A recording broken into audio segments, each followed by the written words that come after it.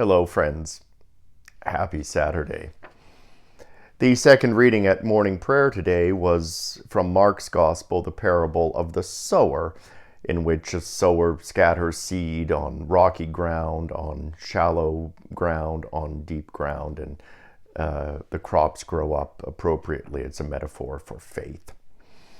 And this got me thinking in turn about how we are all going to start planting our gardens very soon, now that spring is here. And we have to think about where we're going to plant and what we're going to plant and have a plan for it. And this got me thinking in turn of Matthew's take on Mark's parable of the sower, which Matthew changes slightly. We know Matthew's version as the parable of the wheat and the tares, the parable where good plants grow up mingled with weeds, and it's hard to tell them apart, and this all has to be sorted at the end of the age. And Matthew's parable got me thinking in turn of a poem by the Scottish poet who was born in Orkney, Edwin Muir. He's a poet who's perhaps not as well known today as he was in the 20th century. And if he's known at all, he's probably known as being the person who translated Franz Kafka's works into English. But his poem, One Foot in Eden, is a real gem, a true masterpiece. And it's a poetic meditation on Matthew's parable of the wheat and the tares. 1 foot in Eden, still I stand and look across the other land.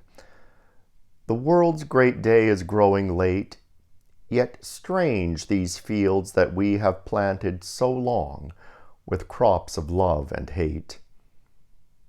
Time's handiworks by time are haunted, and nothing now can separate the corn and tares compactly grown. The armorial weed in stillness bound above the stalk. These are our own. Evil and good stand thick around in the fields of charity and sin, where we shall lead our harvest in. Yet from Eden springs the root as clean as on the starting day.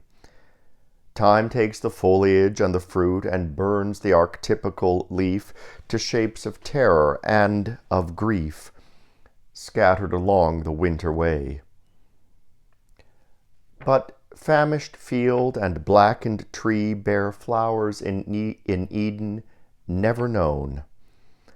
Blossoms of grief and charity bloom in these darkened fields alone.